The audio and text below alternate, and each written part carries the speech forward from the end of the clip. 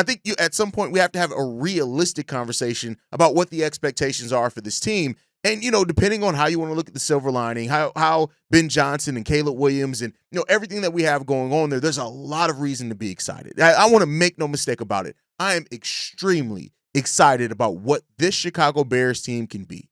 And a lot of you guys have made great points and talking about what the Bears record could be and things like that. People have pointed out things like, well, how many losses did we have because of lack of coaching? How many losses did we have last year because of the offensive line? And even though we're making a change in coaching staff, which sometimes doesn't always yield the best results right away, how much of that changes, right? Because now you have competent coaches. I think it's easy to look at what the history of a coaching change does to teams, but it's not always easiest to quantify how bad coaching holds teams back from potential wins. And that's even with growth, right? We have a lot of young players on this team that are going to hopefully see a lot of growth from, of course, second-year players in Caleb Williams and Rome Odunze, players who weren't necessarily utilized the correct way in the last system like a Cole Kmet, guys like Javon Dexter, who while going into his third year is only his second year going in as a full-time starter, new acquisitions of Drew Dahlman and Grady Jarrett and Dayo Odin-Yingbo and all these new guys that we've also added to this team, Jonah Jackson, everybody that we have on that offensive line, Joe Thuney, right?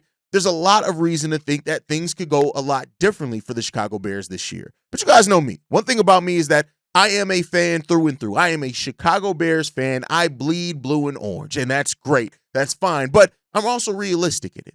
And as I've said, over the last couple of days when things have come up about how the Bears can move in the NFC North, like, let's be clear here. We won 5 games last season. And throughout those 5 games last season, there were some situations in which we probably could have won some games, but we didn't have enough to get over the top. There were some situations where bad coaching and idiotic decisions from Matt Eberflus and others led to some bad decisions being made. But either way, regardless of the reason, the Bears, if they really want to make noise in the NFC North and even have a chance remotely to be top of the division or towards the top of the division, we're talking about they don't need to just double their wins. Right? They need to do more than that. We're talking about 7 or 8 more wins than this Bears team needs. Now, maybe that's not as much with teams like Minnesota having a rookie quarterback starting in there. More on that when we get into one of the voicemails.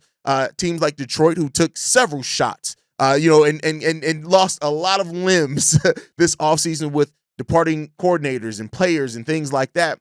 And then you have the Green Bay Packers, a team that went out and got Jordan Love some wide receivers, but still has some questions around that team as well. But you're still looking at the bare minimum, you got to double your wins over last year just to even remotely be considered a team in this division that's worth talking about. And that's just the nature of being one of the deepest divisions in the league.